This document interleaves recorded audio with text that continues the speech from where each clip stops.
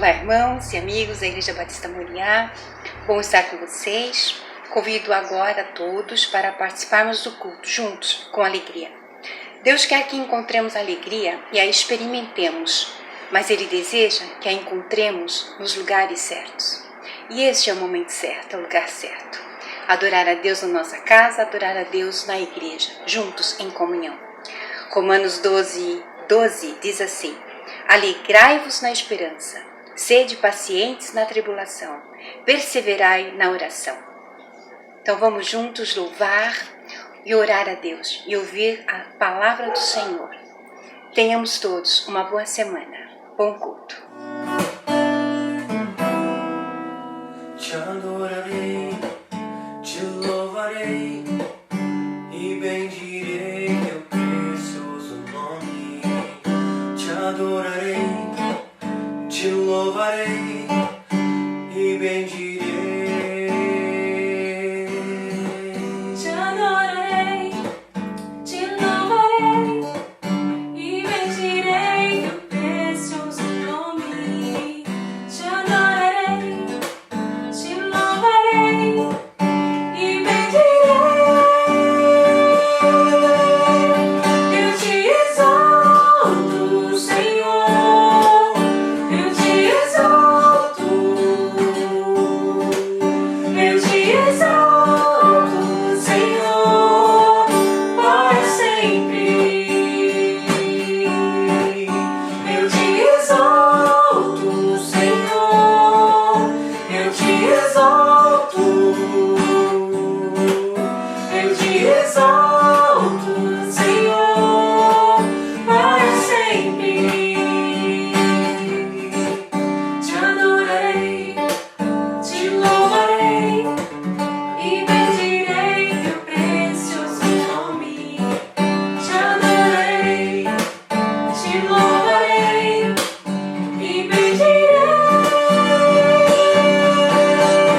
Eu te exalto, Senhor. Eu te exalto. Eu te exalto, Senhor, para sempre.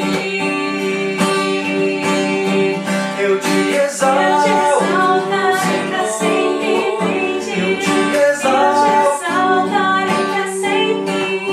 eu te Eu te exalto, exaltarei para sempre. para sempre, Para sempre. para sempre,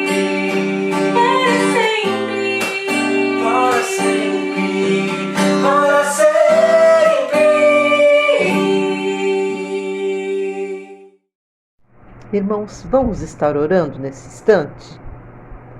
Senhor querido, Senhor amado, graças nós te damos, ó Deus, por todas as tuas bênçãos, por tudo que o Senhor faz por nós, pela salvação em Cristo Jesus, pela tua palavra que é a Bíblia, que tem falado aos nossos corações. Te damos graças por tudo e nesse instante clamamos a Ti, que o Senhor fale aos nossos corações, que o Senhor esteja perdoando os nossos pecados e fazendo, Senhor Deus, que nós possamos te prestar o culto que só o Senhor merece. Abençoa cada coração que vai estar ouvindo a Tua palavra, Senhor.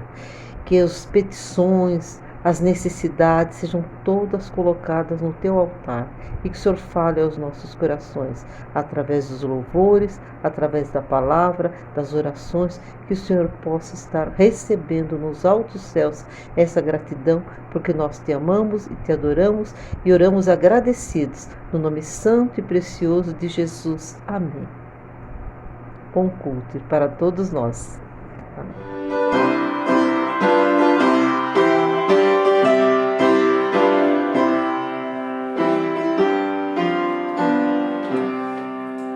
Será de manhã, no começo do dia. Será quando a luz pelas trevas penetra. E Cristo há de vir com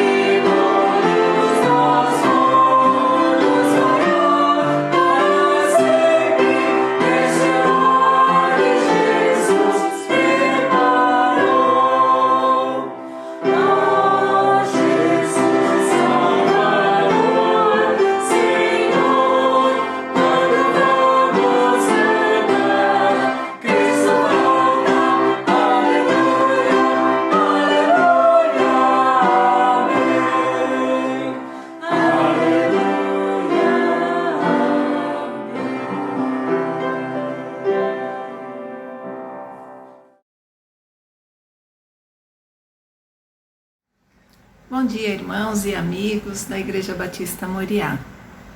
Muito bom estarmos juntos, reunidos nesse momento para compartilhar a palavra de Deus. O personagem bíblico de hoje é Josué. Josué era da tribo de Efraim e o nome de seu pai era Num. O nome de Josué era Oséias, mas Moisés fez esta mudança de nomes após enviar 12 homens, um de cada tribo, para espiarem a terra de Canaã. Vocês podem conferir a mudança do nome de Oséias para Josué, fazendo a leitura no livro de Números, capítulo 13, no versículo 16. O nome Oséias significa salvação. E esse nome não deixa claro quem é a salvação ou quem salva. Mas Moisés deixa claro e explícito ao mudar o nome para Josué, pois Josué significa o Senhor é salvação. Dos 12 homens enviados para espionar a terra prometida, só Josué e Calebe trouxeram uma avaliação positiva da capacidade de Israel de conquistar Canaã. E por conta da fé na promessa de Deus e do incentivo ao povo para confiarem em Deus e não se rebelarem, os dois, Josué e Calebe, foram poupados da praga que levou todos os outros à morte. No capítulo 31 de Deuteronômio, Moisés encoraja Josué a liderar o povo na conquista da terra prometida. Após a morte de Moisés, Josué assume a liderança do povo de Israel. O livro de Josué começa falando, já no capítulo 1, que Josué era servidor de Moisés e encerra falando no capítulo 24 do livro de Josué que ele era servo do Senhor, como um título de honra dado não só a Abraão, a Moisés, mas também a Josué, pelo papel especial dentro dos propósitos de Deus. Josué, além de bom guerreiro, conhecia o Deus de Israel e as suas leis, e o melhor, as obedecia. Então, nos damos conta que o segredo das vitórias de Josué não se davam por sua destreza com a espada, mas sim por sua submissão a Deus, por sua submissão às lideranças instituídas por Deus e pela obediência da palavra. Josué recebe ordem do próprio Deus para passar pelo Jordão com o povo, para conquistar a terra prometida. E a nação de Israel, com a liderança de Josué, chega ao outro lado do rio Jordão, com os pés enxutos. Vamos ler 2 versículos que se encontram em Josué 3, versículos 7 e o 17, que diz assim: Então disse o Senhor a Josué: Hoje começarei a engrandecer-te perante os olhos de todo Israel, para que saibam que como fui com Moisés, assim serei contigo. E o verso 17: Porém os sacerdotes que levaram a arca da aliança do Senhor pararam firmes no meio do Jordão, e todo Israel passou a pé enxuto, atravessando o Jordão. Ao saberem do milagre da travessia do rio, de todo aquele povo com os pés enxutos, exatamente em uma época do ano de cheia, em que o rio transbordava, os cananeus ficaram amedrontados. Seria então o momento oportuno de atacar Jericó, claro, do ponto de vista humano, por estarem fragilizados e com medo. Mas os pensamentos de Deus são mais elevados que os nossos. E antes da conquista da terra prometida, Josué, direcionado por Deus, preparou o povo espiritualmente. Primeiro, praticaram a circuncisão, pois a circuncisão era símbolo da aliança com Deus. Depois, celebraram a Páscoa.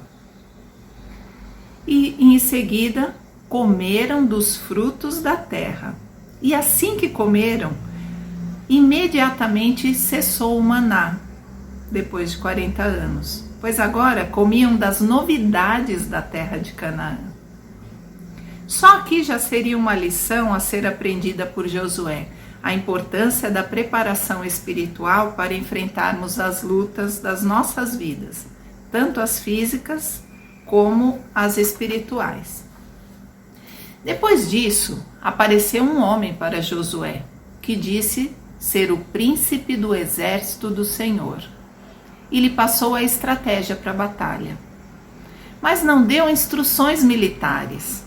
Mandou que Josué fizesse quase como um cortejo e passou estas instruções.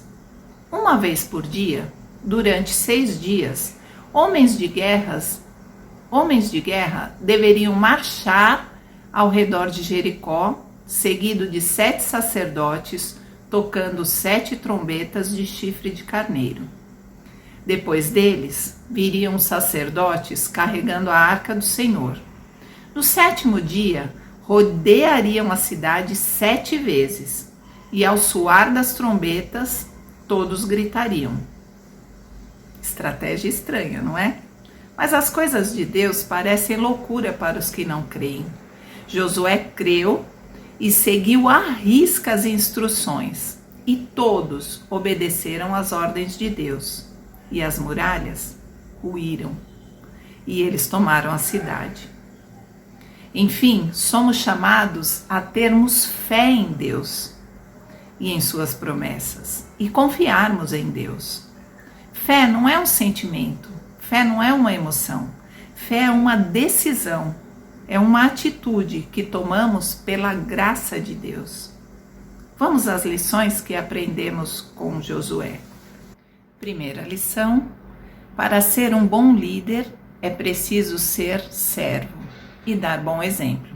O texto, Josué 1:1, que diz assim: Sucedeu depois da morte de Moisés, servo do Senhor, que este falou a Josué, filho de Num, servidor de Moisés. A imitação é uma forma de aprendizagem. Moisés se submetia a Deus como servo, e Josué aprendeu da mesma forma. Em um primeiro momento, como servo de Moisés, e depois, como servo de Deus.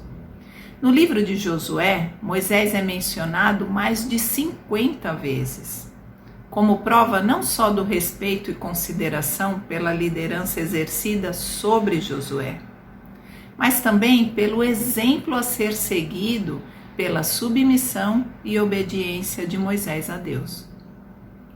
Josué aprendeu a ser um bom líder por ter uma liderança exemplar e podia reproduzir o que aprendia.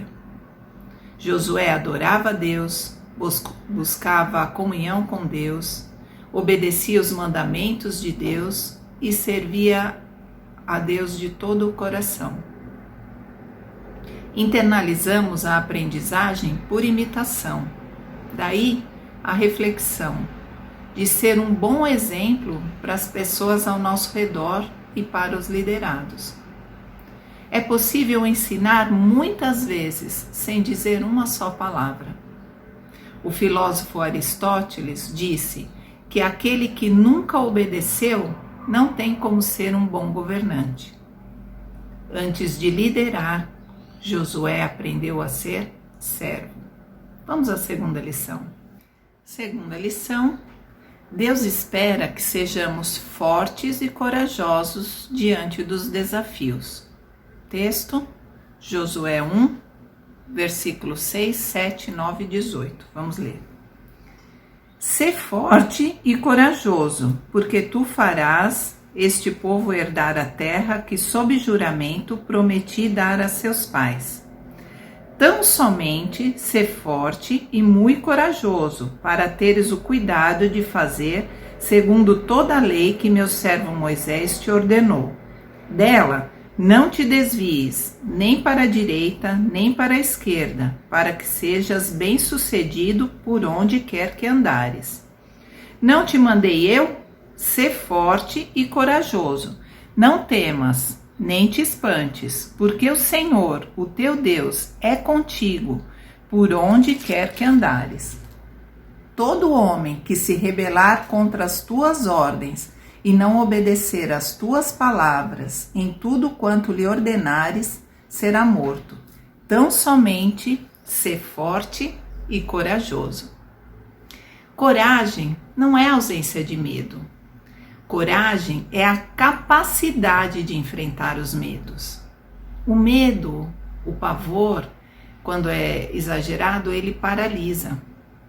10 de 12 espias da Terra Prometida, por se apavorarem, perderam a oportunidade de conquista. Deus nunca daria um fardo maior do que pudéssemos carregar, nem daria uma ordem que seria impossível se submeter. Por isso, a própria Bíblia diz que o Senhor é a nossa força, que podemos todas as coisas porque Ele nos fortalece, que Ele é a nossa força e escudo. Enfim, há tantas passagens que não daria tempo de listar. Deus dá uma ordem a Josué e a reforça ainda mais 3 vezes. Não dá uma ordem como um Deus autoritário, mas é uma ordem que vem junto com a certeza da vitória, como vimos no verso 6. É uma ordem que vem junto com o direcionar de Deus, como lemos no verso 7. É uma ordem que vem com a certeza da presença de Deus por todo o caminho, verso 9. E é uma ordem que vem com o aval à sua função como líder, como vimos no verso 18. Deus nunca dá uma ordem e nos deixa à deriva. Ele vai junto na realização da tarefa.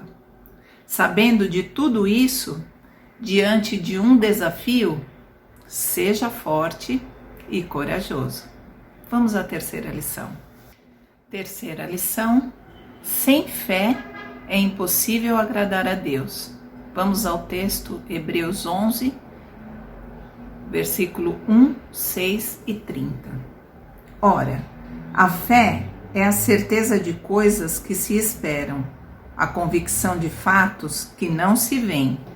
De fato, sem fé é impossível agradar a Deus, porquanto é necessário que aquele que se aproxima de Deus creia que Ele existe e que se torna galardeador dos que o buscam.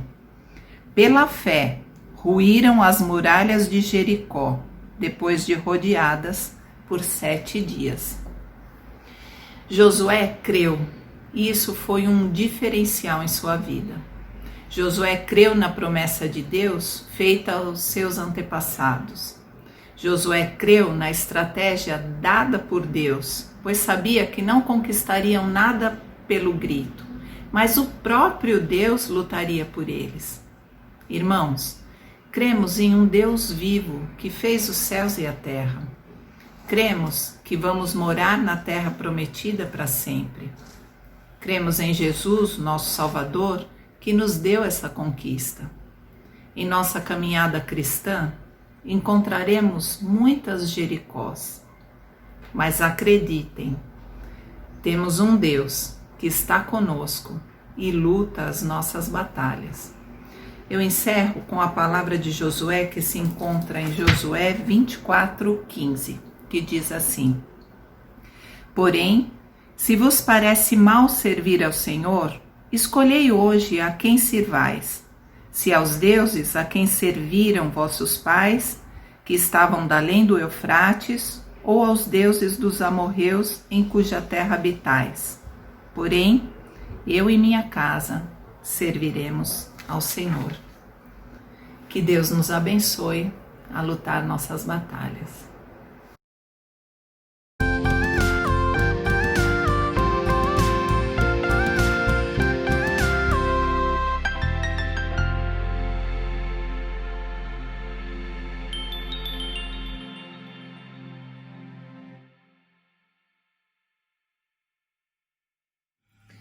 Olá, irmãos! Hoje eu vim compartilhar com vocês os meus aprendizados a partir do texto que o pastor Elias pregou em Isaías capítulo 35, versículos de 8 a 10, no dia 1 de novembro. Então, nesse dia, o pastor Elias pregou sobre o que acontece quando Deus prepara um caminho para nós. O que me motivou a pedir uma pregação sobre esse texto é que a primeira vez que eu me lembro do pastor Elias pregando, né, nessa passagem, ele contou a história do Nelson, que ele repetiu agora também nesse texto, que era um doente mental que cometia atos aí não condizentes com pessoas normais, mas ele sabia que no céu ele não seria louco, ele seria um remido por Jesus Cristo. E essa ilustração ela ficou muito forte. O pastor Elias sempre conta as ilustrações justamente para nos trazer essa lição como numa bandeja, né? Como numa embalagem, para a gente nunca mais esquecer o que aquele texto quer nos ensinar. E aconteceu assim comigo. A partir dessa ilustração eu nunca mais esqueci o que Deus prepara para nós, esse caminho que Deus prepara para nós. E de uma maneira surpreendente, a cada vez que a gente escuta uma pregação, ainda que seja no mesmo texto, a gente sempre aprende mais e mais. Então, as minhas expectativas, elas foram muito além, elas foram superadas muito além do que eu podia imaginar. Quando o pastor Elias falou sobre o que Deus faz, né? Quando Deus prepara um caminho para nós, o que acontece? Nós aprendemos que ele nos qualifica a andar neste caminho. Então há um grupo daqueles que estão qualificados, que estão no seu ambiente adequado, e aqueles que não estão. E nós nos enxergamos como esse grupo que pode trilhar esse caminho. E quando Deus prepara um caminho para nós, também ele remove os obstáculos. Esses obstáculos podem ser representados por inimigos. No caso, Isaías faz referência ao leão, e eu aprendi juntamente com os irmãos que o leão era o símbolo da Babilônia. E o povo de Deus, o povo de Israel, podia voltar seguro do cativeiro, voltar para Jerusalém em segurança, porque esses obstáculos eles estavam vencidos. E obstáculos da natureza também, como um caminho tortuoso, como pedras, como obstáculos, também Deus iria limpar e organizar e estruturar esse caminho. E também as limitações humanas, Deus nos faz... Ele retira esses obstáculos que muitas vezes nós podemos nos sentir incapazes, e assim como a ilustração que ele contou da minha irmã, da Elisa, muitos de nós temos a vitória, apesar de quem nós somos, apesar de ser quem nós somos, porque ele sim, ele remove esses obstáculos. E às vezes uma pessoa tímida, uma pessoa com não tanta estrutura, alcança a vitória porque Deus mesmo a dá. E por fim, nós aprendemos que ele nos faz triunfar. Irmãos, eu fiquei pensando, a partir dessa reflexão, desse texto trazido pelo pastor Elias, o quanto muitas vezes nós não celebramos, né? Deus nos dá a vitória, e essa vitória ela deve trazer uma alegria que é permanente, e muitas vezes nós não a consideramos.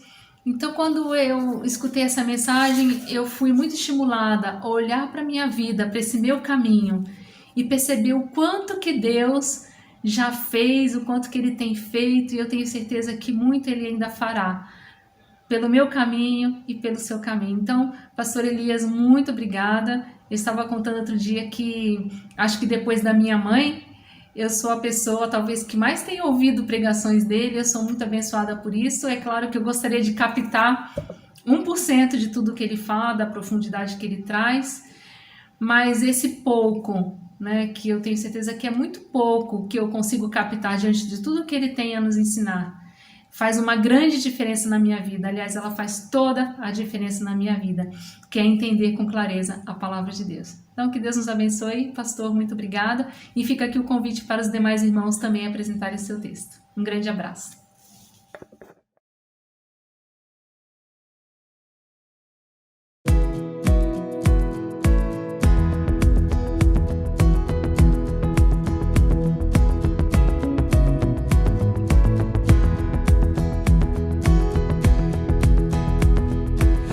Da vida vagas procelosa ação, se com desalento julgas tudo vão, contas muitas bênçãos, dize-as de uma vez, hás de ver surpreso quanto Deus já fez.